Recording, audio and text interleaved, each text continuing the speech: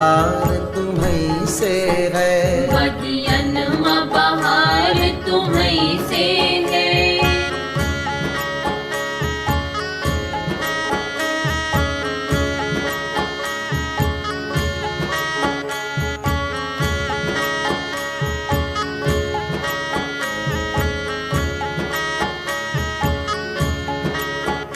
मेरे सुख दुख की रखते हो खबर, मेरे सर पर साया तुम्हारा है, मेरे सर पर साया तुम्हारा है। मेरे सुख दुख की रखते हो खबर, मेरे सर पर साया तुम्हारा है। मेरी नैया के खेवन हार तुम्ही, मेरी नैया के खेवन हार तुम्ही, मेरा बेड़ा पार तुम्हीं से है, सब कुछ सरकार तुम्हीं से है।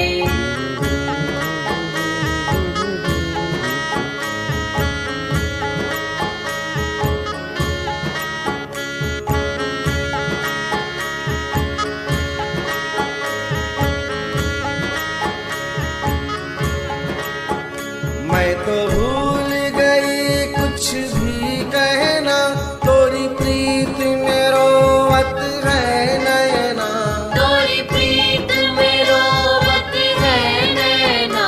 मैं तो भूल गई कुछ भी कहना, तोरी प्रीत में रोवत है नैना। रग रग में बसी है प्रीत तोरी, रग रग में बसी है प्रीत तोरी, अखियन में खुमार तुम्हीं से है, सब कुछ सरकार तुम्हीं से है।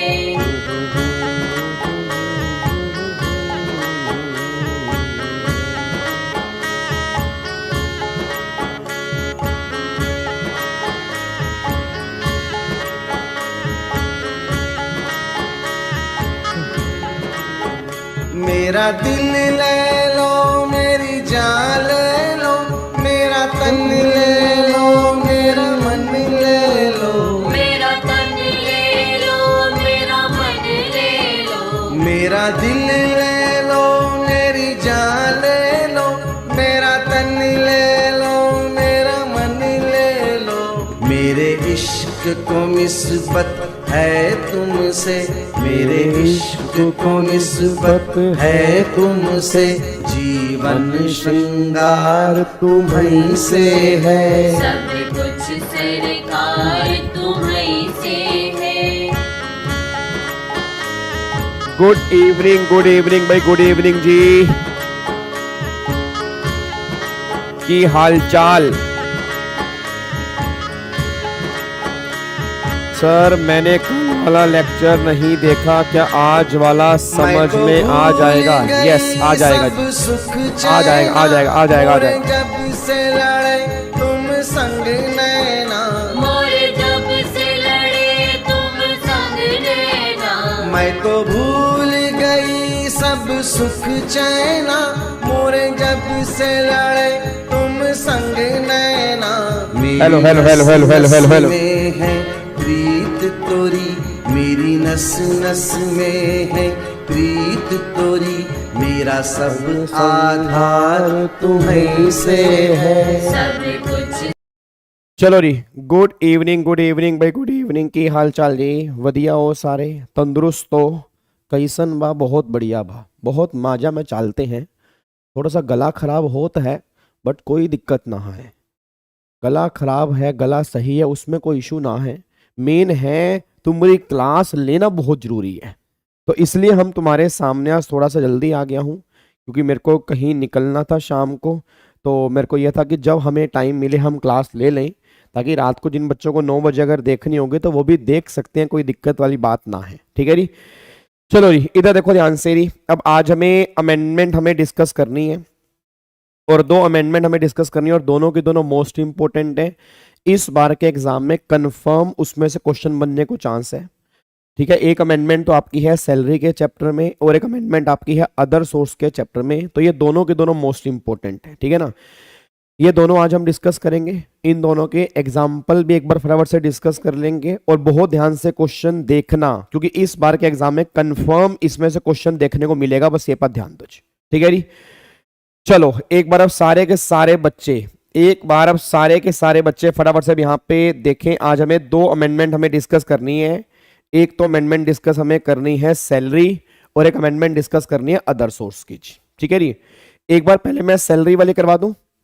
ठीक है जी, एक बार पहले सैलरी वाली अमेंडमेंट डिस्कस कर लेते हैं और फिर अमेंडमेंट जो हम डिस्कस करेंगे वो हम डिस्कस करेंगे आपकी जी अदर सोर्स के चैप्टर की। आ जाओ फटाफट से यहाँ पे आओ जी, फटाफट से यहाँ पर आओ। कहाँ चला गया पेन इसका, ये राज। चलो इधर देखो ध्यान से। अब सैलरी में जो आज हमें अमेंडमेंट डिस्कस करनी है, वैसे अमेंडमेंट तो है छोटी सी, बट मुझे उम्मीद है इस बार के एग्जाम में क्वेश्चन बन सकता है। और अमेंडमेंट जो हमें डिस्कस करनी है वो हमें डिस्कस करनी है आरएफए की। सर आपकी आवाज तो बहुत बैठ गई है। हाँ मेरे थोड़े गले में आज थोड़ी सी प्रॉब्लम हो रही है यार। आवाज तुम्हें आ रही है ना मेरी? आवाज तुम्हें आ रही है ना? आवाज में कोई दिक्कत तो नहीं है ना? चलो कान में तो जा रही है ना मेरी आवाज? चलो ठीक है, इधर सुनो ध्यान से मैं कहना क्या चाह रहा हूं।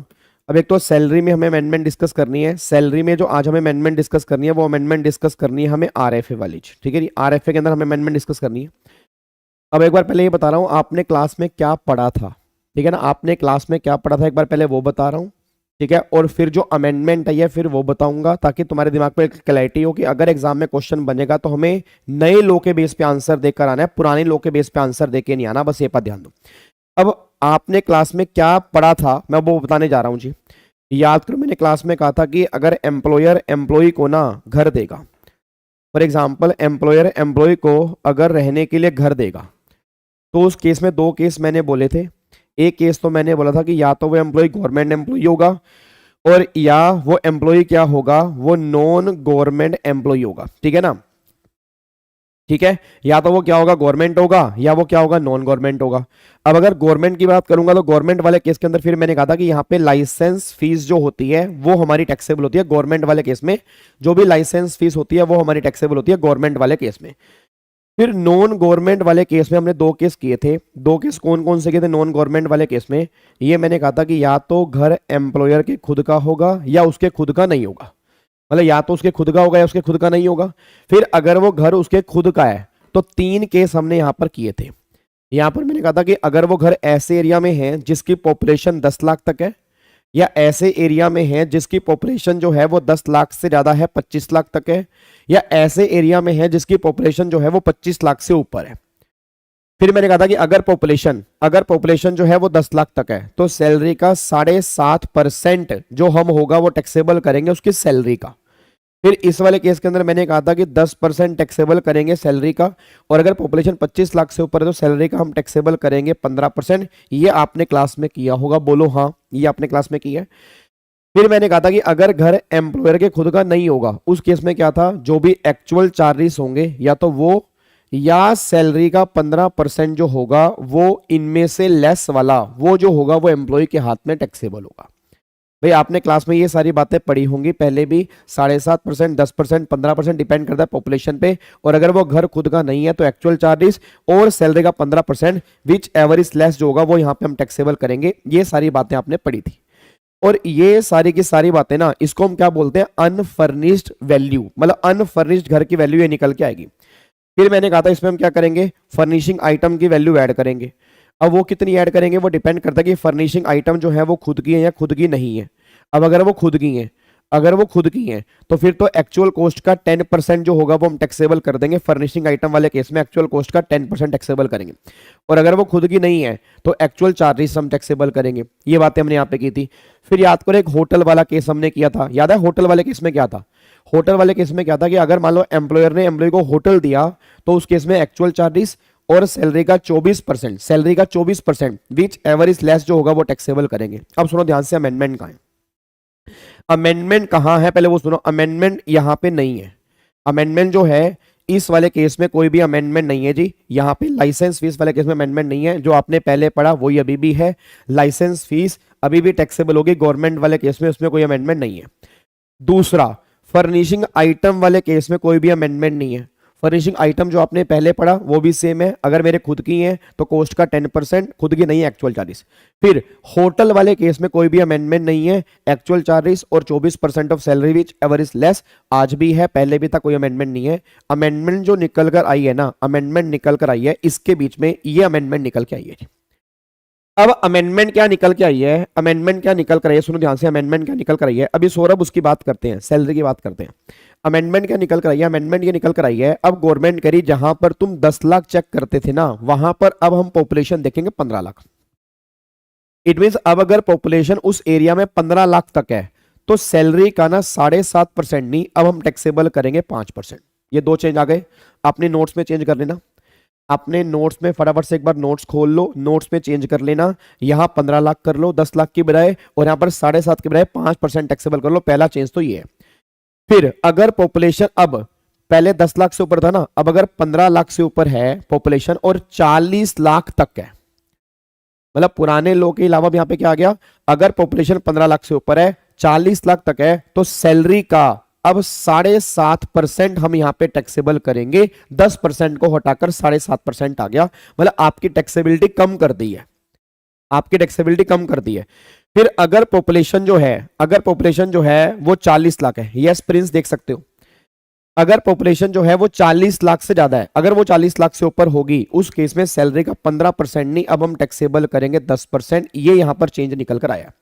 15 लाख, 15 से ऊपर 40 तक, 40 से ऊपर, मैं दोबारा बोलूंगा 15 लाख तक पॉपुलेशन है, 15 से ऊपर है 40 तक है, 40 लाख से ऊपर है, पहले वाले केस में सैलरी का 5%, फिर 7.5%, फिर सैलरी का 10%, ये हम टैक्सेबल करेंगे। ये अगर घर मेरे खुद का है।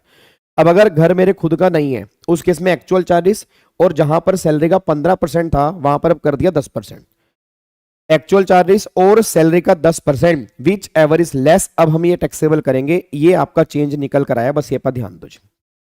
इतना सा चेंज निकल कर आया है, ज्यादा चेंज बड़ा नहीं है, ज्यादा बड़ा चेंज नहीं है। जो आपने प्रैक्टिकल क्वेश्चन क्लास में किए थे अब भी सेम करने हैं, बस फर्क ये निकल के आ रहा है कि जहां जहां तुम सैलरी का 15% कर रहे थे वहां वहां सैलरी का 10% करना है। ठीक है, पॉपुलेशन में थोड़ा चेंज आ गया, तो क्वेश्चन तुम ध्यान से पढ़ लेना कि पॉपुलेशन उसने क्या दी हुई है। अगर पॉपुलेशन के बारे में कुछ नहीं कहा या मेट्रो सिटी है ऑलवेज 40 लाख से ऊपर होगी, सैलरी का 10% हमें टैक्सेबल करके आना पड़ेगा, बस ये पर ध्यान दो। बाकी कोई भी आरएफए में चेंज नहीं है। अब आरएफए की सैलरी हम क्या लेते थे, आरएफए की सैलरी हम लेते थे, याद करो, बेसिक सैलरी प्लस में डीए उटोए वाला, under the terms of employment वाला, प्लस में कमीशन। कमीशन कौन सा लेते थे, एवरी टाइप, चाहे वो टर्नओवर वाला हो चाहे फिक्स वाला हो, दोनों लेते हैं। प्लस में क्या जोड़ते हैं, बोनस भी यहां पे जोड़ते हैं। प्लस में taxable portion of all allowances, जितने भी अलाउंसेस हैं उनके टैक्सेबल पोर्शन भी हम यहां पे लेके चलते हैं।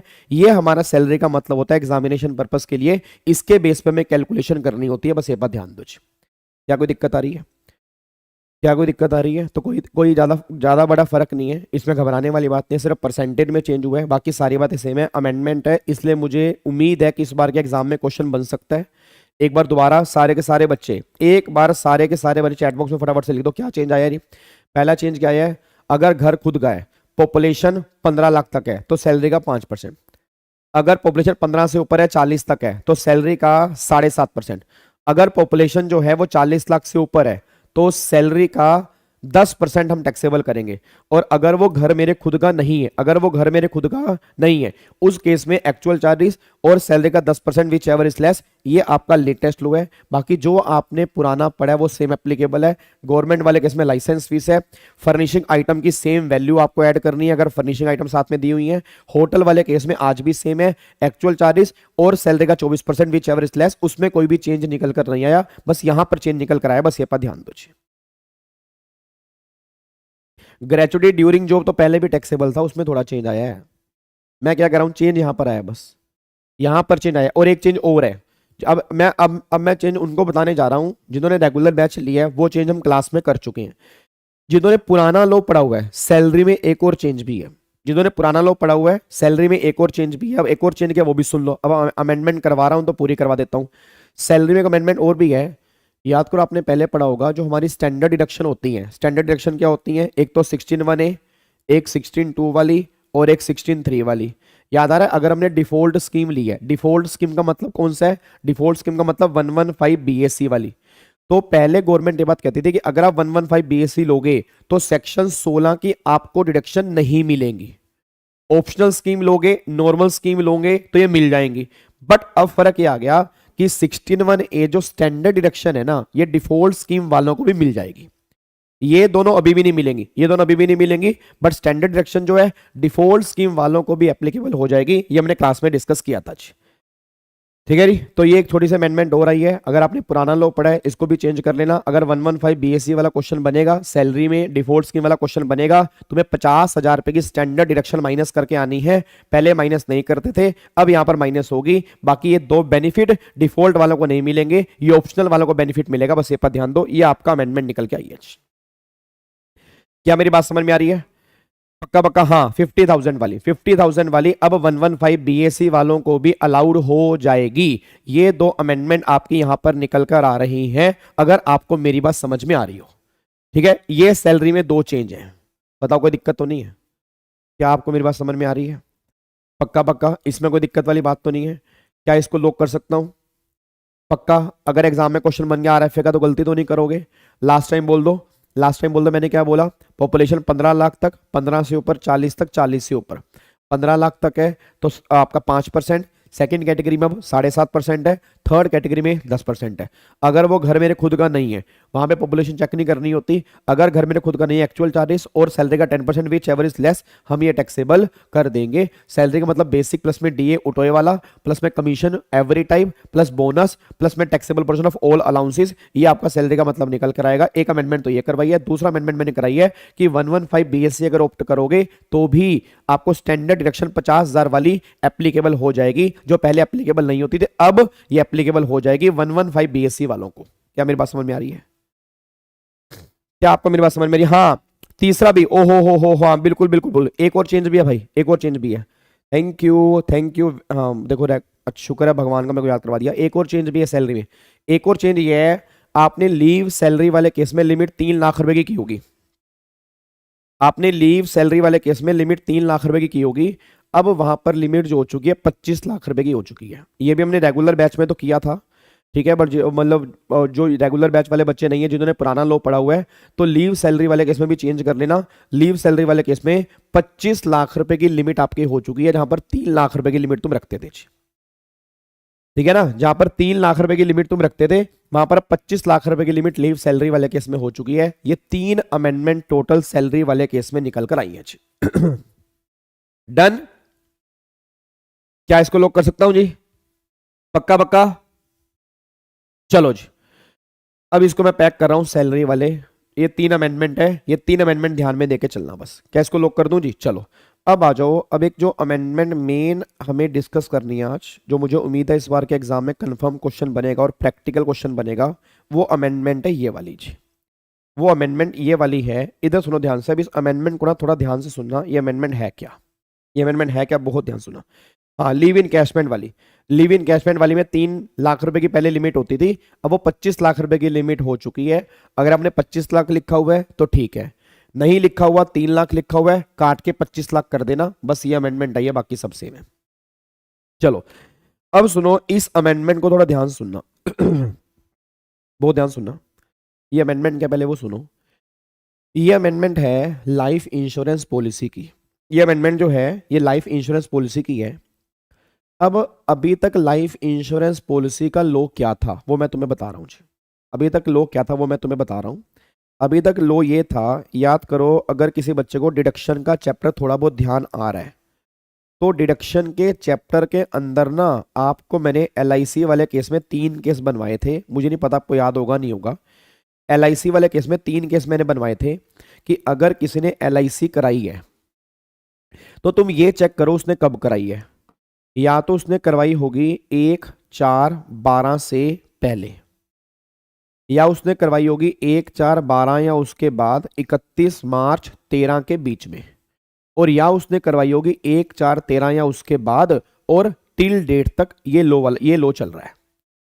अब अगर तुमने पॉलिसी 1/4/12 से पहले ली है तो क्या करते थे हम ये करते थे, जितना भी आपने प्रीमियम पे किया सम एश्योर्ड का 20% तक प्रीमियम हमें अलाउड होता है। इतने की हमें डिडक्शन मिल जाती है, इसके ऊपर की हमें डिडक्शन नहीं मिलती। पहले 20% वाली लिमिट होती थी कि जो आपने प्रीमियम पे किया, बट वो सम एश्योर्ड का 20% होना चाहिए, मैक्सिमम इतनी डिडक्शन मिलेगी, वो बात अलग है, 1.5 लाख से ऊपर नहीं होगी, 1.5 लाख से ऊपर नहीं होगी, बट सम एश्योर्ड का हाईएस्ट 20% तक अलाउड होगी अगर पॉलिसी 1412 से पहले की है। फिर अगर पॉलिसी आपने इसके बीच में ली है तो फिर याद करो यहां पर मैंने कहा था कि 10% की लिमिट आ गई थी सम एश्योर्ड वाले केस में, डिडक्शन एक बार नोट्स खोल के देख लेना, तुम्हें दिख जाएगा। और अगर पॉलिसी आपने इसके बीच में ली है 1413 के बाद, तो यहां पर लिमिट तो 10% की है, बट अगर हैंडीकैप है तो हैंडीकैप वाले केस में 15% की लिमिट एप्लीकेबल हो जाती है। ये लिमिट आपने पढ़ी होगी पहले, ये लिमिट आपने पढ़ी है पहले, मेरे को आप यस बोलोगे तो मैं आगे पढ़ूंगा, और अगर आपने बढ़ूंगा नहीं पढ़ी तो पढ़ लो, ये लिमिट है आपकी, ये लिमिट अभी तक है। अब सुनो ध्यान से मैं कहना क्या चाह रहा हूं, अब यहाँ पे 20% की थी, यहाँ पे 10% की थी, और अगर 1413 के बाद की है तो 10% है, और हैंडीकैप वाले केस में 15% है। ये लिमिट पहले आपने पढ़ी थी। सर क्या इसमें कोई चेंज आ गया? आंसर इज नो, इसमें कोई चेंज नहीं आया। अब चेंज आया कहाँ, वो सुनो, चेंज क्या निकल कर आया। अब चेंज ये निकल कर आया, ये हमारा LIC है, मतलब इतना प्रीमियम हम हर साल पे करते हैं तो डिडक्शन हमें 80C में मिल जाती है। फिर एक बच्चा कहता है सर जैसे अगर मान लो LIC मैंने ले रखी है, मैं हर साल पे कर रहा हूँ प्रीमियम, हर साल पे कर रहा हूँ प्रीमियम, तो अगर मान लो मुझे पैसा फिर मैच्योरिटी पर मिलता है तो क्या वो मेरी मैच्योरिटी LIC वाली टैक्सेबल होती थी, एग्जम्प्ट होती थी? भाई जिन लोगों को भी LIC का पैसा मिलता था तो क्या वो LIC एग्जम्प्ट होती थी, टैक्सेबल? तो गवर्नमेंट ये बात कहती थी कि LIC तुम्हारी एग्जम्प्ट है। भाई जब तुम कंट्रीब्यूट कर रहे हो, तुम डिडक्शन क्लेम कर रहे हो 80C में, और जब तुम्हें LIC का पैसा तुम्हारी मैच्योरिटी पर मिलेगा तो एक सेक्शन है, सेक्शन नंबर 10(10)D, उसमें गवर्नमेंट कहती थी वो पैसा एग्जम्प्ट होगा, तुम्हारे हाथ में कुछ भी LIC की टैक्सेबल नहीं होगी, जितना पैसा मैच्योरिटी पर मिलेगा वो सारा एग्जम्प्ट होगा सेक्शन नंबर 10(10)D के अंदर। बट फिर गवर्नमेंट ये बात कहती थी कि हर केस में LIC का पैसा एग्जम्प्ट नहीं होता। भाई वैसे LIC का पैसा एग्जम्प्ट है, बट कुछ केस में LIC का पैसा हम टैक्सेबल कर देंगे। याद करो मैंने क्लास में कहा था, एक तो यूलिप प्लान हो गया, हम यूलिप प्लान को LIC से बाहर लेके चलते हैं। याद है यूलिप प्लान कैपिटल गेन में, कैपिटल एसेट की डेफिनेशन, वो प्रीमियम अगर 2.5 लाख तक है तो आपका कैपिटल एसेट नहीं बनता, 2.5 लाख से ऊपर है तो कैपिटल गेन टैक्स लग सकता है। तो एक तो यूलिप प्लान, एक तो गवर्नमेंट ने यूलिप प्लान बाहर निकाला था कि अगर यूलिप प्लान है तो उसकी टैक्सेबिलिटी कैपिटल गेन के अंदर होगी, उसको हम LIC ट्रीट नहीं करेंगे। दूसरा फिर एक पॉलिसी और होती है, उसको हम बोलते हैं कीमैन इंश्योरेंस पॉलिसी। अब गवर्नमेंट ये बात बोलती थी कि अगर तुम्हारी कीमैन इंश्योरेंस पॉलिसी है तो कीमैन इंश्योरेंस पॉलिसी की मैच्योरिटी वैल्यू भी टैक्सेबल होती है। अब ये कुछ केस में सैलरी में जाती है, कुछ केस में PGP में, कुछ केस में अदर सोर्स में, वो डिपेंड करता है कि कीमैन इंश्योरेंस पॉलिसी कैसे हुई है। बट अभी के लिए इतना ध्यान रखो कि कीमैन इंश्योरेंस पॉलिसी भी LIC का पार्ट नहीं बनती, इसकी मैच्योरिटी भी टैक्सेबल होती है। तीसरा गवर्नमेंट फिर ये बात कहती थी कि जो LIC वाला पैसा है इसकी मैच्योरिटी हम टैक्सेबल कर देंगे अगर तुमने, सुनो, अगर तुमने प्रीमियम पे किया है इस लिमिट से ज्यादा जो लिमिट तुम्हें यहां पर दी गई है। मतलब अगर तुम्हारा प्रीमियम 20% से ऊपर है, अगर तुम्हारा प्रीमियम 10% से ऊपर है, अगर तुम्हारा प्रीमियम 10 और 15% से ऊपर है, तो फिर मैच्योरिटी पर मिलने वाला पैसा जो था वो टैक्सेबल हो जाएगा। ये अभी तक का लो था, इसमें कोई भी चेंज नहीं है। एक बार मैं दोबारा बोलूंगा, LIC में ये लिमिट होती थी इतने की हम डिडक्शन क्लेम कर लेते थे, 80C के अंदर, और इसकी मैच्योरिटी गवर्नमेंट कहती है टैक्सेबल होती है, सॉरी एग्जम्प्ट होती है। मैच्योरिटी पर मिलने वाला पैसा LIC का सारा एग्जम्प्ट होता है, कुछ भी टैक्सेबिलिटी नहीं होती जिनको भी LIC मैच्योरिटी पर मिलती है। बट यूलिप प्लान को हम बाहर लेके चलेंगे। यूलिप प्लान का मतलब होता है यूनिट लिंक्ड इंश्योरेंस प्लान। अब जिन बच्चों को लग रहा है भाई ये होता क्या है, तो कैपिटल गेन का चैप्टर याद कर लो। कैपिटल गेन में अमेंडमेंट नहीं है, ये हमने क्लास के अंदर पढ़ा हुआ है। यूलिप प्लान नहीं याद तो कैपिटल एसेट की डेफिनेशन का क्लोज नंबर C एक बार जाके चेक कर लेना, यूलिप प्लान वाला, वहां पे तुम्हें दिख जाएगा 2.5 लाख रुपए का प्रीमियम वाला अमाउंट हमने पढ़ा था, ठीक है। तो उसकी टैक्सेबिलिटी कैपिटल गेन में होती है। फिर दूसरा कीमैन इंश्योरेंस पॉलिसी, ये भी तुम्हारी टैक्सेबल होती है। तीसरा गवर्नमेंट ने कहा जो ये LIC है इसकी मैच्योरिटी हम टैक्सेबल कर देंगे अगर जो तुम्हारा प्रीमियम है, अगर वो तुम्हारा उस लिमिट से ऊपर तुमने पे किया था ना, तो तुम्हारी मैच्योरिटी टैक्सेबल हो जाएगी। मान लो अगर तुम्हारी पॉलिसी 1412 से पहले की है और तुम प्रीमियम पे कर रहे हो सम एश्योर्ड का 20% से ऊपर, तुम्हारी मैच्योरिटी टैक्सेबल है। अगर तुम्हारी पॉलिसी यहाँ की है, तुम 10% से ऊपर पे कर रहे हो, तुम्हारी मैच्योरिटी टैक्सेबल है। अगर तुमने यहां पर पॉलिसी करवाई है, अगर तुम हैंडीकैप हो, 15% से ऊपर पे कर रहे हो, नॉर्मल केस में 10% से ऊपर पे कर रहे हो, तुम्हारी मैच्योरिटी जो होगी वो टैक्सेबल होगी। अभी तक का ये लो था। क्या मेरी बात समझ में आ रही है? इसका मतलब क्या निकल के आ रहा है कि अगर मैं प्रीमियम जो पे कर रहा हूं, अगर वो इस लिमिट तक पे कर रहा हूं, अगर वो इस लिमिट तक पे कर रहा हूं, तो सारी की सारी मैच्योरिटी पर मिलने वाला पैसा एलआईसी का मेरे हाथ में एग्जम्प्ट था, उसमें केस में कोई भी टैक्सेबिलिटी नहीं थी। अब क्या लो आ गया? अब गवर्नमेंट ने क्या किया, इसमें एक पॉइंट और ऐड कर दिया। अब गवर्नमेंट ने इसमें एक पॉइंट और ऐड कर दिया। अब गवर्नमेंट ने कहा देखो जी सुनो, अब हमने क्या करा, हमने क्या बोला कि अगर तुम्हारा, बहुत ध्यान सुना, अगर तुम्हारा प्रीमियम इस लिमिट के अंदर है, इस लिमिट के अंदर है, तो अभी तक गवर्नमेंट क्या बोलती थी?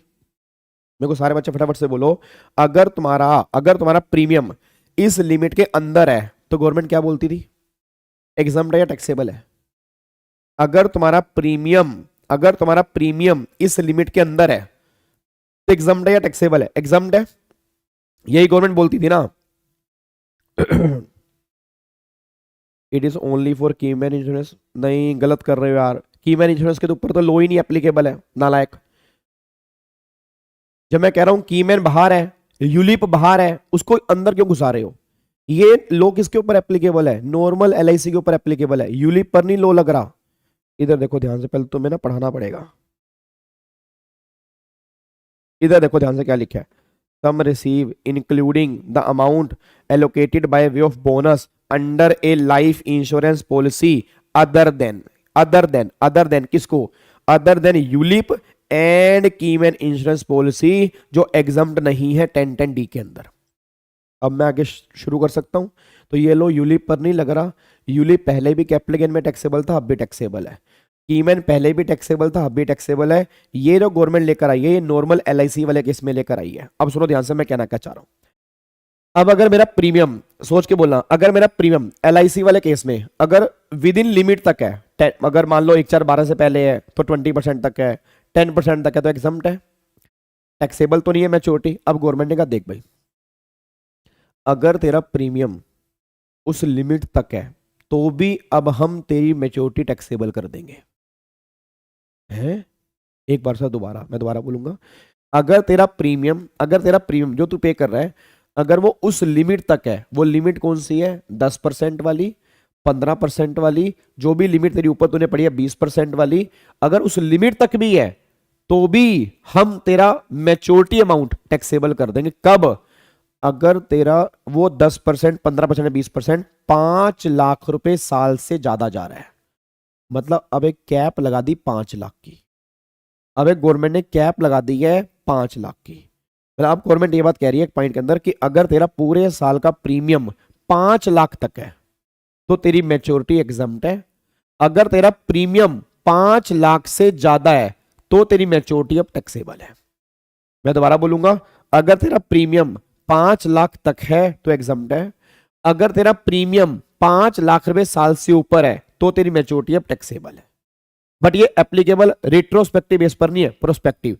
अगर आपने पॉलिसी ली है 1 अप्रैल 2023 या उसके बाद, मतलब अगर आपकी कोई पॉलिसी 1/4/23 से पहले की है, तो अगर 10% तक तुम्हारा प्रीमियम है, चाहे वो 7 लाख ही क्यों ना बन रहा हो, 10 लाख ही क्यों ना बन रहा हो, 40 लाख क्यों ना बन रहा हो, 15 लाख क्यों ना बन रहा हो, सारा एग्जम्प्ट है। वहां कोई 5 लाख रुपए की लिमिट एप्लीकेबल नहीं है। 5 लाख रुपए की लिमिट एप्लीकेबल है अगर आपने पॉलिसी ली है 1/4/2023 या उसके बाद। तो अगर आपने पॉलिसी ली 1/4/23 उसके बाद, तो गवर्नमेंट कह रही है अगर तेरा प्रीमियम 5 लाख तक है तो हम एग्जम्प्ट कर सकते हैं। अगर वो 5 लाख से ज्यादा है तो हम क्या कर सकते हैं? टैक्सेबल। अच्छा सुनो ध्यान से, अभी यार 2 मिनट रुक जाओ, मेरे को कराने दो। एग्जाम्पल पे एग्जाम्पल, बहुत सारे एग्जाम्पल करेंगे, 2 मिनट शांत हो जाओ। अब प्रॉब्लम क्या निकल के आ रही है, बच्चा कहता है सर प्लानिंग कर लूंगा। मैं कहा बता भाई क्या प्लानिंग करेगा? कहता सर मैं ना मैं क्या करूंगा, 3-4 पॉलिसी ले लूंगा। अब 3-4 पॉलिसी ले लूंगा, जैसे मैं क्या करूंगा 4 पॉलिसी ले लूंगा। मैं कहा 4 पॉलिसी कैसे ले लेगा? सर जैसे मान लो पॉलिसी 1, पॉलिसी 2 या पॉलिसी 3 मान लो ले लूंगा। तो पॉलिसी 1, 2, 3 ले लूंगा, या पॉलिसी 4, ये मान लो पॉलिसी 4 ले लूंगा। मैं कहा अच्छा उससे क्या होगा? कह रहा सर उससे जैसे मान लो 1.5 लाख यहाँ डाले, 1.5 लाख इसमें, 1.5 लाख इसमें, मेरे को 1.5 लाख इसमें, मेरे को उससे क्या होगा? अरे सर देखो 5-5 लाख तक है, सारा एग्जाम्प्ट हो गया। मैं कहा वाह भाई वाह, गवर्नमेंट तो ये दिमाग लगाएगी नहीं भाई, गवर्नमेंट को तो समझ ही नहीं आएगा। तो गवर्नमेंट का सुन गवर्नमेंट का सुन, आओ यार पहले क्वेश्चन करते हैं, समझेंगे बाद में। पहले क्वेश्चन कर ले या पहले समझ ले प्रोविजन? बोलो, पहले क्वेश्चन करवा दूं या समझा दूं? पहले पहले तो मैं क्वेश्चन दिखाई देता हूं। तुम नालायक हो बिल्कुल ही, इधर देख लो ध्यान से नालायक हो। ये तुम्हें क्वेश्चन दिए हुए हैं, तुम्हारे लिए क्वेश्चन लेके आया हूं, ये क्वेश्चन करने हैं अभी।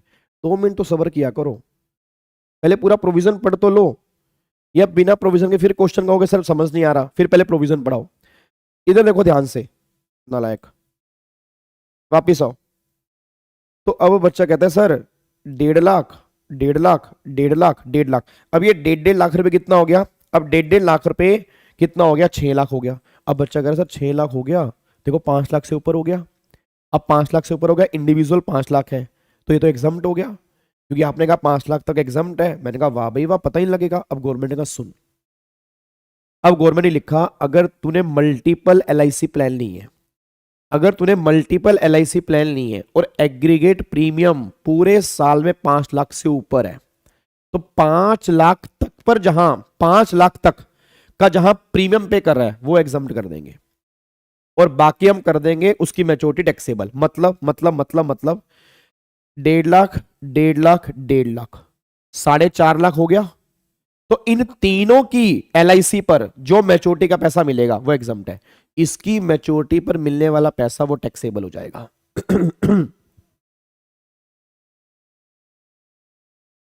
मैं दोबारा बोलूंगा, मतलब 1.5, 4.5 लाख। तो इन तीनों की LIC पर जो मैच्योरिटी का पैसा मिलेगा वो एग्जाम्प्ट हो जाएगा, और इसकी मैच्योरिटी पर जो पैसा मिलेगा वो टैक्सेबल, क्योंकि 5 लाख तक का प्रीमियम जहां तक है वहां एग्जाम्प्ट कर देंगे। उसके बाद अगर मान लो 5 लाख से ऊपर जा रहा है तो फिर उस पर मिलने वाला मैच्योरिटी का पैसा टैक्सेबल कर देंगे। तो बच्चा कह रहा है सर ये 4.5 लाख हो गया, अब अगर ये 4.5 लाख हो गया, ये 1.5 लाख हो गया, तो ये 50,000 की लिमिट वो वेस्ट हो गई, वो वेस्ट हो गई। तुम ऐसा नहीं करोगे 1.5 लाख में 50,000 का यहां से एग्जाम्प्ट करवा लोगे, 1 लाख, ना ना ना ना ना ना। जितना प्रीमियम जहां 5 लाख तक आ रहा है उसका एग्जाम्प्ट है, और अगर कोई LIC मान लो 5 लाख के ऊपर जा रही है तो उसका सारी की सारी मैच्योरिटी टैक्सेबल होगी। तो 4.5 लाख ये 3 पॉलिसी एग्जाम्प्ट है, इसकी पॉलिसी वाली मैच्योरिटी टैक्सेबल है, बस ये पर ध्यान दो। अब एक बार लो पढ़ते हैं एक बार लो पढ़ते हैं। देखो यहाँ पे क्या लिखा हुआ है, एक बार चेक करना, बहुत ध्यान से पढ़ना, बहुत ध्यान से। देखो LIC अगर आपने पॉलिसी ली है 1/4/23 से पहले, बिल्कुल ध्यान से पढ़ना, अगर आपने पॉलिसी ली है 1/4/23 से पहले, अभी नया लो छोड़ दो, 1/4/23 से पहले क्या लो था? Does premium exceed 10%, 15%, 20% of sum assured? क्या तुम्हारा प्रीमियम 10, 15, 20 से ज्यादा है? या तो यस या नो। अगर नहीं है, उस लिमिट तक है, तो भैया एग्जाम्प्ट है। कोई 5 लाख की लिमिट नहीं थी यहां पे, चाहे वो 10, 15, 20, 5 लाख से ऊपर ही की ना हो तो भी एग्जाम्प्ट है। और अगर उससे ऊपर है तो taxable under head other source. ये पुराना लो है, ये पुराना लो है, इसमें कोई दिक्कत तो नहीं है। अब अगर पॉलिसी ली है ऑन और आफ्टर 1/4/23 1/4/23 या उसके बाद, if premium does not exceed 5 lakh in any previous year during the term of policy, मतलब पूरे साल में अगर तुम्हारा प्रीमियम 5 लाख तक है तो ऐसे नहीं एग्जाम्प्ट करेंगे, तुम्हें ये भी देखना पड़ेगा ये 5 लाख, ये 5 लाख इस लिमिट के अंदर भी आ रहा हो, मतलब 5 लाख तक है, एंड सम एश्योर्ड का 10, 15 और 20% है, तब जाके वो एग्जाम्प्ट है। अगर वो उससे ऊपर है तो फिर वो टैक्सेबल है, वो पहले भी था वो आज भी है। मतलब कहना क्या चाह रहा हूं, ये 5 लाख रुपए की लिमिट गवर्नमेंट कह रही है 5 लाख की लिमिट तक एग्जाम्प्ट है, बट पहले वाला लो भी है, वो लो खत्म नहीं हुआ। ये 5 लाख रुपए तक भी तुम्हारा 10%, 15%, 20% तक होना चाहिए। अगर ये 5 लाख रुपए, अगर ये 5 लाख रुपए 10%, 15% और 20% से ज्यादा है तो मैच्योरिटी टैक्सेबल है। तो दिमाग में ना ये मत लो लेकर आना कि 5 लाख तक हर केस में एग्जाम्प्ट है, तो ये भी देखना पड़ेगा 5 लाख तक को एंड सम एश्योर्ड की परसेंटेज के इतने परसेंट के बराबर भी हो। देखो यहां से एरो यहां पे कहां जा रहे हैं, यहां से एरो यहां जा रहा है ना, अगर 5 लाख तक है तो एरो चला गया यहां पर, एरो यहां चला गया। इस एरो ने क्या बोला, अगर वो इतने परसेंट तक है, मतलब इससे ऊपर नहीं है तो एग्जम्प्ट है, अगर वो इससे ऊपर है तो वो टैक्सेबल है। अब आओ, इफ प्रीमियम और aggregate of premium exceed 5 lakh, if premium और aggregate premium exceed 5 lakh in any previous during the term of policy. देखो अब यहां पे या तो सिंगल LIC है या मल्टीपल LIC है। अब अगर सिंगल LIC है तो such LIC will be taxable as income from other source. भाई अगर तुम्हारा प्रीमियम 5 लाख से ज्यादा चला गया, 5 लाख से ऊपर हो गया, अगर तुम्हारा प्रीमियम 5 लाख से ऊपर हो गया है तो फिर चाहे वो 10% तक ही क्यों ना हो, चाहे वो 10% तक ही क्यों ना हो, अब वो अदर सोर्स में टैक्सेबल कर दिया जाएगा। ठीक है जी। और अगर मल्टीपल LIC है तो मल्टीपल, याद आ रहा है मल्टीपल वाले केस में क्या था, फर्स्ट, सेकंड, थर्ड, फोर्थ। अब फर्स्ट, एक मिनट, एक तो बीच में कोई क्वेश्चन नहीं पूछेगा, एक बार पहले समझ लो पूरा का पूरा, नहीं तो ना एक पॉइंट भी समझ में नहीं आएगा तुम्हें, एक पॉइंट भी। 1 2 3 4, यहाँ पे 1.5 लाख, यहाँ पे 1.5 लाख, यहाँ पे 1.5 लाख, यहाँ पे 1.5 लाख। अब 1.5 लाख 1.5 लाख 1.5 लाख 1.5 लाख कितना हो गया, 6 लाख। अब क्या वो बोलेगा कि भैया ये वाला एग्जम्प्ट कर देंगे, ये वाला कर देंगे टैक्सेबल। देखो, exemption can be claim in respect of LIC at the option of assessee whose aggregate premium payable does not exceed 5 lakh and where premium does not exceed 10%। वही बात यहाँ पे लिखी है कि जिसका टोटल 5 लाख तक हो एंड वो 10% तक भी होना चाहिए तो एग्जम्प्ट कर देंगे। 5 लाख से ऊपर वाला रिमेनिंग जो LIC है वो क्या कर देंगे, टैक्सेबल। तो ये 1.5 लाख का जहां पे आपने प्रीमियम दिया, इसका मैच्योरिटी वैल्यू अब हम कर देंगे टैक्सेबल, इसकी मैच्योरिटी क्या कर देंगे, टैक्सेबल। अब सुनो जी, अब प्रॉब्लम क्या आ रहा है, कितना टैक्सेबल करेंगे, प्रॉब्लम क्या आ रहा है, कितना टैक्सेबल करेंगे। अब सुनो ध्यान से मैं कहना क्या चाह रहा हूं, यहां तक क्लियर है, एक बार दोबारा समझाता हूं, इधर देखो ध्यान से। अब क्या मैंने बोला, ये लो क्या बोला है, LIC है, 2 केस है, या तो आपने लिए बिफोर 1/4/23 या आपने लिए विद इफेक्ट फ्रॉम 1/4/23। अगर बिफोर 1/4/23 है, 2 केस है, बस सिर्फ 2 केस है। अगर तुम्हारा sum assured with in limit है, विद इन लिमिट 10%, 15%, 20%, वो डिपेंड करता है तुमने पॉलिसी कब ली थी, 12 से पहले, 13 तक, 13 के बाद, वो डिपेंड करता है उस पर। और अगर तुम्हारा जो, सॉरी सम एश्योर्ड कह रहा हूँ, प्रीमियम, अगर तुम्हारा प्रीमियम विद इन लिमिट है, अगर तुम्हारा प्रीमियम आउटसाइड द लिमिट है, ठीक है, मतलब इस लिमिट के बाहर है, अगर विद इन लिमिट है तो क्या एग्जम्प्ट है, मैच्योरिटी पर मिलने वाला पैसा एग्जम्प्ट है। और अगर तुम्हारा आउटसाइड द लिमिट है तो वो है टैक्सेबल। क्या टैक्सेबल है, मैच्योरिटी। बट डेथ वाले केस में ये लो एप्लीकेबल नहीं होता, डेथ वाले केस में एप्लीकेबल नहीं होता, मतलब अगर डेथ हो गई है किसी की तो तुम्हारा प्रीमियम अगर लिमिट से ऊपर भी था तो भी हम एग्जम्प्ट कर देंगे। डेथ वाले केस में गवर्नमेंट कहती है हम टैक्सेबिलिटी नहीं करेंगे, डेथ वाले केस में एग्जम्प्ट है। जब इंसान ही मर गया तो LIC फिर सारी एग्जम्प्ट है, चाहे उसने प्रीमियम लिमिट से ऊपर पे किया था। तो डेथ वाले केस में एप्लीकेबल नहीं है। अगर वो मैच्योरिटी पर पैसा ले लेगा तब ये लो है। अगर वो इंसान ही मर गया, मरने के बाद मिल रहा है, जैसे टर्म प्लान के ऊपर ये अमेंडमेंट एप्लीकेबल नहीं है। आपको बताओ, टर्म प्लान जो होता है वो मरने के बाद ही मिलता है, तो टर्म प्लान वाले केस में अमेंडमेंट एप्लीकेबल नहीं है। ये अमेंडमेंट उन पॉलिसी पर एप्लीकेबल है जो मैच्योरिटी पर पैसा बीच में ले लेते हैं, जिनकी मैच्योरिटी 10 साल 15 साल की नॉर्मली होती है। टर्म प्लान है, मरने के बाद पैसा मिल रहा है, इंसान ही मर गया तो कोई गवर्नमेंट कह रही उस केस में कोई भी टैक्सेबिलिटी नहीं है, ये अमेंडमेंट उस केस में एप्लीकेबल नहीं है। उस केस में ऑलवेज 10(10)(d) में एग्जम्प्ट हो जाता है। बस ये पर ध्यान दो जी। क्या मेरी बात समझ में आ रही है?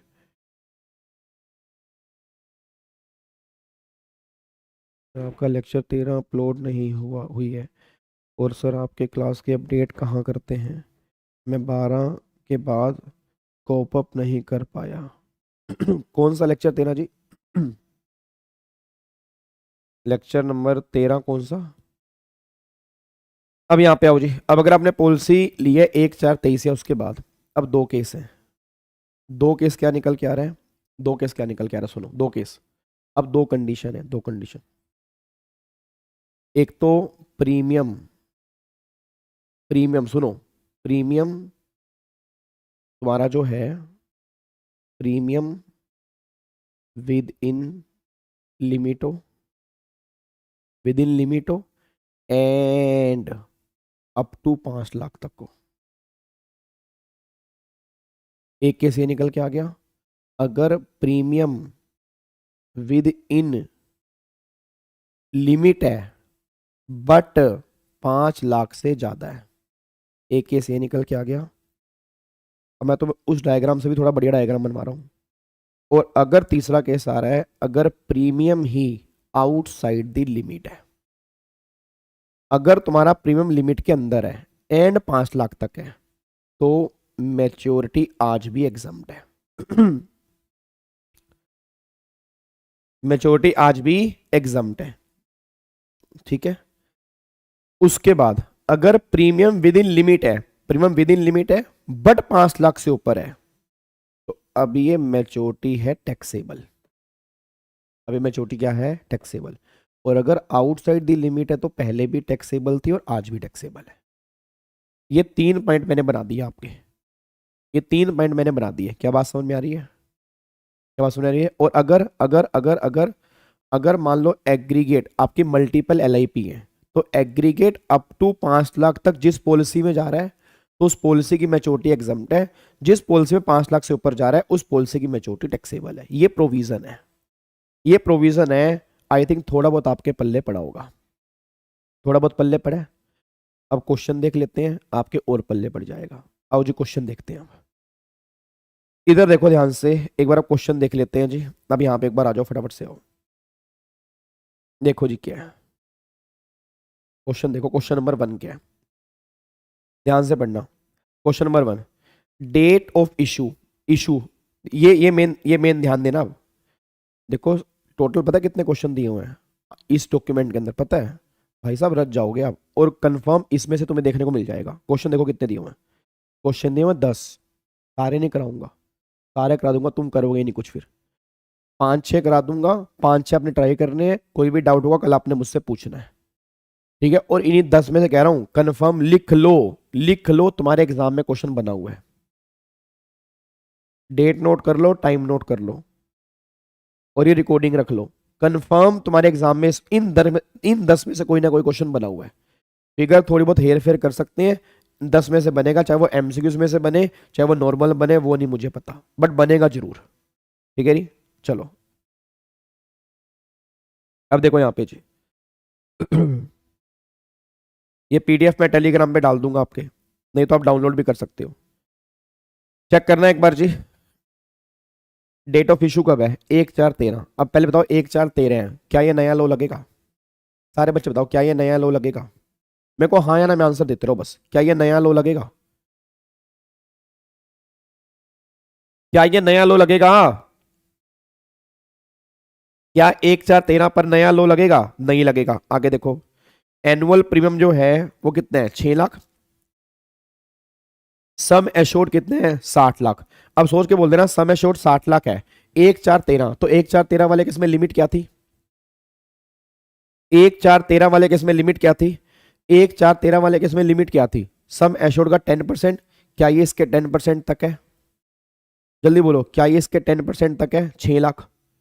10% तक है बट 5 लाख से ऊपर है, क्या टैक्सेबल कर दूं या सारी मैच्योरिटी एग्जम्प्ट है? अब जो मैच्योरिटी पर 70 लाख मिल रहे हैं, जल्दी बोलो, क्या ये टैक्सेबल करूं या एग्जम्प्ट करूं? 5 लाख से ऊपर है, 5 लाख से ऊपर है, क्या करूं? एग्जम्प्ट, क्योंकि 5 लाख वाला लो उस टाइम एप्लीकेबल था ही नहीं। तो देखो यहां पर जी क्या लिखा हुआ है, कंसीडरेशन जो मिल रहा है वुड बी एग्जम्प्ट, सारा का सारा एग्जम्प्ट है, क्योंकि एनुअल प्रीमियम 10% तक है और 5 लाख का लो जो है वो 1/4/23 से आया है। बताओ क्या मुश्किल है भाई? क्लियर? डन? खुश हो गए थोड़े से? चलो अब अगले क्वेश्चन पे आ जाओ। क्लियर है ना? 6 लाख है तो भी एग्जम्प्ट है, क्योंकि 5 लाख वाला लो 1/4/23 के बाद आया, अभी नहीं आया। अब आओ जी अगला आओ। अब देखो डेट ऑफ इशू जो है 1/4/23 है। अब ध्यान रखना 1/4/23 है, 1/4/23। अब बहुत ध्यान से, 1/4/23 नए लोग की बात हो सकती है। एनुअल प्रीमियम है 5 लाख, सम एश्योर्ड है 50 लाख, तो 1,4,23 10% का लो है, क्या इसके 10% के बराबर है? यस। और है भी कितना? 5 लाख। तो दोनों कंडीशन सेटिस्फाइड है। अभी आपको मैंने लिखवाया ना, दोनों कंडीशन है, 5 लाख तक है एंड 10% तक है, दोनों कंडीशन सेटिस्फाइड। पूरे के पूरे 52 लाख रुपए आप चेक करो, ये एग्जाम्प्ट हो जाएंगे जी। आप चेक करो कंसीडरेशन जो मिलेगा मेरे को, ये 33 34 35 असेसमेंट ईयर में 10 साल के बाद, तो ये सारा का सारा एग्जाम्प्ट है, क्योंकि 5 लाख तक है एंड 10% तक है, वो सारा एग्जाम्प्ट है जी।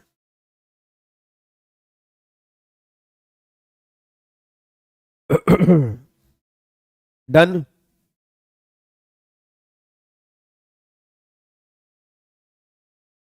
लॉक कर दे। एग्जाम्प्ट है। चलो अगले में राहु जी, क्वेश्चन नंबर 3 देखो। Question number 3, date of issue 1/4/23, 1/4/23 है। अब annual premium 6 lakh, annual premium 6 lakh, hello कितना है? 6 लाख, ध्यान सुना, 6 लाख। सम एश्योर्ड 60 लाख, इसके 10% तक है, 10% तक है, बट क्या 5 लाख से ऊपर है? क्या 5 लाख से ऊपर पे कर दिया? यस। तो अब जो ये 70 लाख रुपए होंगे, देखो जी, the consideration receive would not be exempt, अभी एग्जाम नहीं होगा under section 1010D, since the annual premium जो है वो 5 लाख से ऊपर है, लिमिट के अंदर है, बट 5 लाख से ऊपर चला गया। तो अगर 5 लाख से ऊपर चला गया तो जो मैच्योरिटी पर पैसा मिला वो टैक्सेबल तुम्हारे हाथ में हो जाएगा। अब दिमाग में तुम्हारे एक डाउट, ना ना अभी रुको, ओए भीमा शंकर रुको, अब दिमाग में तुम्हारे डाउट आ रहा है कितना टैक्सेबल कितना टैक्सेबल? भाई क्या पूरा 70 लाख रुपए टैक्सेबल? भाई क्या ये जो 70 लाख मिला क्या पूरा टैक्सेबल? गवर्नमेंट ने करना ही। अब हम टैक्सेबल निकालने का तरीका बता रहे हैं। जितना पैसा मिला 70 लाख, उसमें से माइनस कर दे, क्या? जितना तूने प्रीमियम पे किया था, जितना तूने प्रीमियम पे किया था इतने सालों में, जितना तूने प्रीमियम पे किया था इतने सालों में, उतना तो माइनस कर दे। अब अगर मान लो 6 लाख मैंने साल का प्रीमियम पे किया, 10 साल तक मैंने कितना पे किया? 60 लाख, तो 60 लाख रुपए माइनस कर दे, 10 लाख रुपए टैक्सेबल हो जाएगा। दोबारा बोलूंगा, 70 लाख, 70 लाख माइनस में गवर्नमेंट कह रही है जितना भी तूने प्रीमियम पे किया वो सारा टोटल करके इसमें से माइनस कर दे। माइनस करने के बाद बैलेंस जो आएगा 10 लाख रुपए, वो तेरे हाथ में टैक्सेबल हो जाएगा। बट इस प्रीमियम में से हम माइनस कर देंगे, ये पूरा प्रीमियम तू माइनस नहीं करेगा, ये पूरा प्रीमियम तू माइनस नहीं करेगा। तूने हर साल 1.5 लाख की डिडक्शन भी तो क्लेम की होगी, है? याद करो, अगर आपने यहां पर LIC कराई थी तो 80C में क्या हर साल 1.5 लाख माइनस किए होंगे? नहीं किए होंगे? सारे बच्चे बताओ, क्या 80C में हर साल 1.5 लाख माइनस किए होंगे? नहीं किए होंगे? जल्दी बोलो, क्या 80C में समय शोर्ट माइनस करते हैं तो समय शोर्ट कितना है? 70 लाख ही तो है ना। ना ना, जितना कंसीडरेशन मिला, जो कंसीडरेशन मिला कितना मिला? 70 लाख। इधर देखो ध्यान से, एक बार यहां पे चेक करो,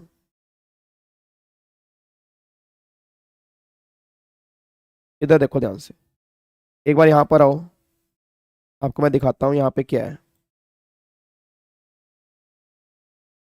देखो ये क्या लिखा है, क्या कह रहे हैं? इनकम, कितनी इनकम बनेगी? मैच्योरिटी प्रोसीड, मैच्योरिटी प्रोसीड, ध्यान रखना, मैच्योरिटी प्रोसीड माइनस कर देंगे aggregate of premium paid during the term of policy. क्या कह रहे हैं? अब तुम्हारी उस क्वेश्चन में मैच्योरिटी प्रोसीड कितनी है? तुम्हारी उस क्वेश्चन में मैच्योरिटी प्रोसीड कितनी है? जो मैंने अभी क्वेश्चन दिया उसमें मैच्योरिटी प्रोसीड कितनी है? 60 लाख।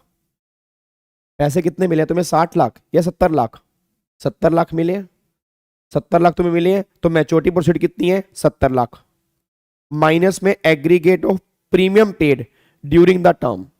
अब जितने भी ड्यूरिंग द, मान लो 10 साल की है, 15 साल की है, 5 साल की है, उतने में, उतने साल में जो भी तुमने प्रीमियम पे किया होगा वो माइनस कर दो, माइनस कर दो। 6 लाख रुपए मान लो साल का है, 10 साल की पॉलिसी है, 60 लाख तुमने पे किया होगा, तो 10 लाख रुपए यहां पे हो गया टैक्सेबल, 10 लाख रुपए यहां पे टैक्सेबल हो गया। अब इसके बाद गवर्नमेंट ने एक सर्कुलर इशू किया, इसके बाद गवर्नमेंट ने एक सर्कुलर इशू किया, अरे 2 मिनट रुक तो जाओ यार। इसके बाद गवर्नमेंट ने एक सर्कुलर इशू किया। अब सर्कुलर क्या इशू किया, अब गवर्नमेंट ने कहा भाई सुन सुन, ये पूरा 60 लाख माइनस नहीं करेंगे, ये पूरा 60 लाख माइनस नहीं करेंगे, इसमें से जितनी डिडक्शन तू क्लेम कर चुका है वो तो हटा इसमें से। भाई जो तू डिडक्शन क्लेम कर चुका है वो तो हटा, उसको बाहर निकाल। अब अगर मान लो तूने हर साल की 1.5 लाख की थी, एक बच्चे ने बोला सर जरूरी थोड़ा एटीसी में 1.5 लाख क्लेम किया, मैं क्या कह रहा हूं, एज्यूम कर रहा हूं, मुझे नहीं पता ना कितनी क्लेम की, वो तो मुझे क्वेश्चन में दी होगी, वो तो मुझे क्वेश्चन में दी होगी। मैं ये मान रहा हूं कि मैंने हर साल 1.5 लाख की क्लेम की है। अब अगर हर साल मैंने 1.5 लाख की क्लेम की है तो 10 साल में कितनी होगी, 15 लाख। तो गवर्नमेंट ने कहा 60 लाख में से 15 लाख माइनस कर, क्योंकि तूने 15 लाख की तो डिडक्शन क्लेम कर लिया 10 साल में, तो 60 में से 15 माइनस कर, कितने बच गए, 45। तो 70 माइनस में 45, 25 लाख रुपए तेरे हाथ में टैक्सेबल हो जाएंगे तेरी मैच्योरिटी के ऊपर से। एक बार मैं दोबारा बोलूंगा, मैं ये बोलना चाह रहा हूं यहां पे, इधर देखो ध्यान से, टैक्सेबिलिटी कितनी होगी, सुनो टैक्सेबिलिटी कितनी होगी, मैच्योरिटी प्रोसीड माइनस में प्रीमियम पेड, टोटल जितना भी प्रीमियम पेड आ रहा है ये बैलेंस आएगा, ये हम करेंगे टैक्सेबल, ये हम करेंगे टैक्सेबल। अब प्रीमियम पेड कैसे निकालेंगे, नेट, तो जो भी आपने प्रीमियम पेड किया माइनस में डिडक्शन क्लेम्ड, जितनी भी आपने टोटल डिडक्शन क्लेम की है during the term of policy, उसको माइनस करके जो यहां पे ये निकल के आएगा, इसको तुम यहां पर माइनस करोगे और इसमें से माइनस करोगे, देन ये टैक्सेबल पोर्शन निकल के आ जाएगा जी। क्या मेरी बात समझ में आ रही है, क्या आपको मेरी बात समझ में आ रही है, पक्का पक्का, कोई दिक्कत वाली बात तो नहीं है। तो इस तरह से हम टैक्सेबिलिटी निकाल लेंगे, बस ये पर ध्यान देना चाहिए, ठीक है। चलो एक बार अब एग्जांपल नंबर 4 के ऊपर आओ जी। अब देखो यहाँ पे दो पॉलिसी दी है जी, अब यहाँ पे दो पॉलिसी दी है, हेलो भाई साहब, दो पॉलिसी दी है, 1/4/23 है, 1/4/23 है। एनुअल प्रीमियम कितना है, यहाँ पे 3 लाख और यहाँ पर कितना है, 2 लाख। ध्यान रखना, अब यहाँ पे 3 है, यहाँ 2 है, दोनों को मिलाकर 5 लाख ही है। सम एश्योर्ड 30 लाख, ये 20 लाख। अपने आप बोल दो ये 10% है, ये 10% है, और दोनों को मिलाकर कितना है, 5 लाख। तो अपने आप बोल दो क्या दोनों कंडीशन सेटिस्फाइड है, क्या दोनों कंडीशन सेटिस्फाइड है, 10% तक है, 10% तक है और 5 लाख तक है एग्रीगेट, तो क्या सारा, क्या दोनों की मैच्योरिटी एग्जम्प्ट हो जाएगी, नहीं हो जाएगी, हो जाएगी। देखो यहाँ पे क्या लिखा है कि आपकी जो LIC A है या LIC B है, ये दोनों को मिलाकर 5 लाख तक है, तो आपकी सारी मैच्योरिटी जो है वो एग्जम्प्ट हो जाएगी। तो देखो यहाँ पे लिखा है annual premium payable LIC A and B does not exceed 10%, therefore consideration receive under LIP A and B would be exempt। ये दोनों के दोनों एग्जम्प्ट हो जाएंगे जी। बताओ कोई दिक्कत परेशानी है तो।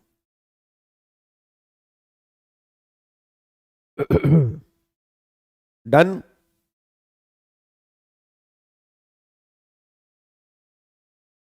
हाँ जी, लॉक कर दूं,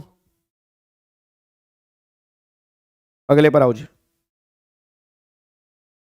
1/4/23 है, 1/4/23 है, एनुअल 4.5 और ये 5/50। अपने आप बोल दो 4.5 5%, एग्रीगेट 5 लाख से ऊपर हो गया ना। अब अपने आप बोल देना सम एश्योर्ड 45 लाख, ये 55 लाख, 10% तक है, बट एग्रीगेट 5 लाख से ऊपर है, तो मेरे अकॉर्डिंग आप समझ गए होंगे ये 52 लाख रुपए एग्जम्प्ट होगा बस, क्योंकि ये तो 5 लाख से ऊपर चले गया ना, तो भाई ये 4.5 तक वाला एग्जम्प्ट होगा, ये मैच्योरिटी क्या हो जाएगी, टैक्सेबल हो जाएगी जी। बताओ, ठीक है जी, तो ये क्या हो जाएगी एग्जम्प्ट, ये हो जाएगी टैक्सेबल, क्योंकि एग्रीगेट 5 लाख से ऊपर हो गया, तो ये 4.5 लाख तक प्रीमियम है, इसकी मैच्योरिटी एग्जम्प्ट है और बी वाली टैक्सेबल है। बताओ यहाँ पे, अब देखो यहाँ पे वही लिखा होगा, क्या लिखा है, देखो consideration receive under LIP B, मतलब बी वाला would not be exempt, B वाला एग्जम्प्ट नहीं होगा। बताओ भाई क्या दिक्कत है।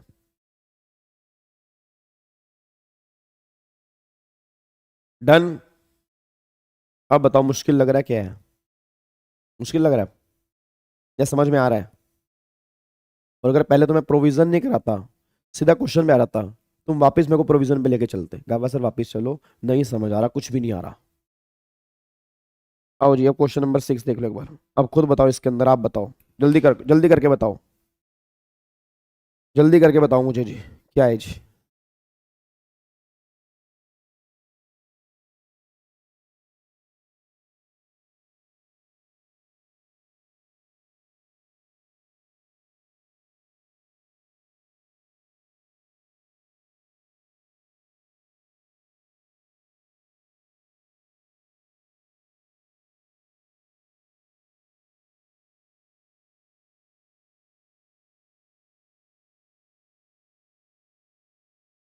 बताओ जी फटाफट से बताओ, कौन सी LIC एग्जाम्प्ट है? ये इसका 10% है, इसका 10% है, इसका 10% है, तो ये तो 5 लाख से ऊपर हो गया, ये तो 5 लाख से ऊपर ही हो गया।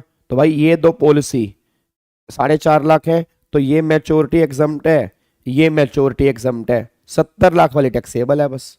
तो ए और बी ये एग्जाम्प्ट हो जाएंगी, ए और बी एग्जाम्प्ट है, सी जो है वो टैक्सेबल है। तो आप चेक कर लो यहाँ पे जी, देखो ए और बी एग्जाम्प्ट है और सी जो है वो एग्जाम्प्ट नहीं है, वो टैक्सेबल है। बताओ क्या दिक्कत आ रही है? भाई बोलो भाई, हाँ या ना बोलो कुछ भी। मेरी आवाज आ रही है नहीं आ रही है? हेलो भाई साहब, क्या हो गया, मैसेज क्यों नहीं आ रहे? अबे गला मेरा खराब हो रहा है, आंसर तुम नहीं दे रहे नालायक, आंसर दो मेरे को फटाफट से।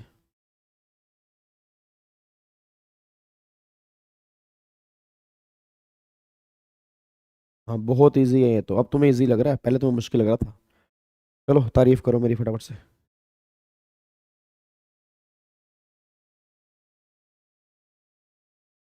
अबे क्यों क्यों चांसेस नहीं है? 100% चांसेस हैं, 10 साल की तो मैच्योरिटी है इसलिए वो कह रहे हैं। ठीक है जी, अब यहाँ पे एक बार चेक करो, क्वेश्चन नंबर 7 देखो फटाफट से, क्वेश्चन नंबर 7 देखो, 7,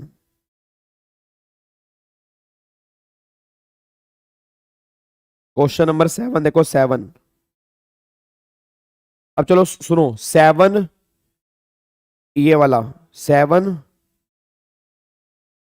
8, 9 और 10, इसमें तुम्हारे उड़ेंगे होश, इसमें तुम्हारे होश उड़ेंगे, ये तुम सोल्व नहीं कर पाओगे। या कर पाओगे? तुम सोल्व कर पाओगे नहीं कर पाओगे? बताओ, तुम कर पाओगे नहीं कर पाओगे? है तुम्हारे अंदर हिम्मत नहीं है?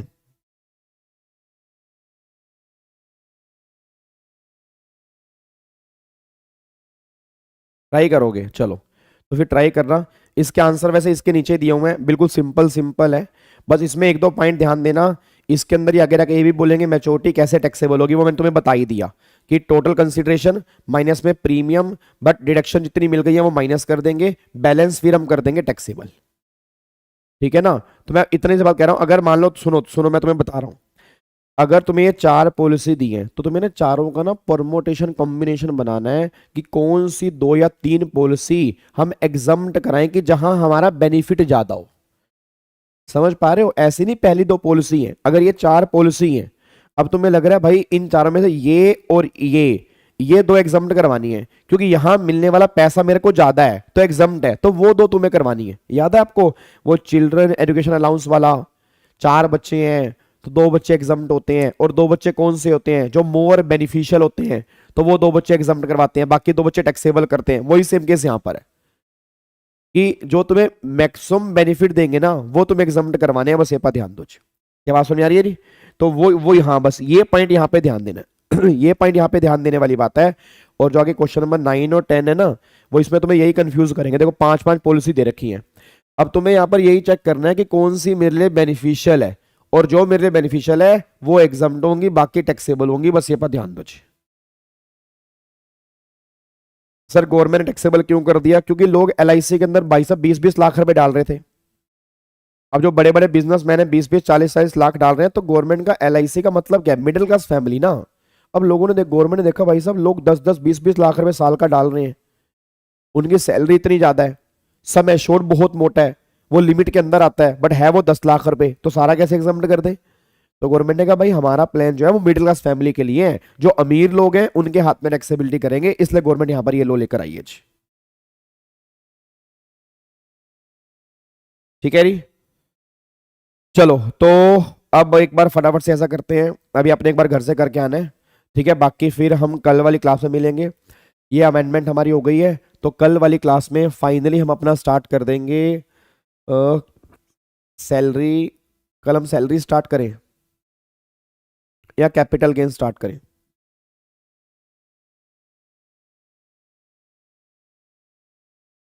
जल्दी बताओ। सैलरी करें या कैपिटल गेन करें, फटाफट से बताओ, कल हम क्या करें?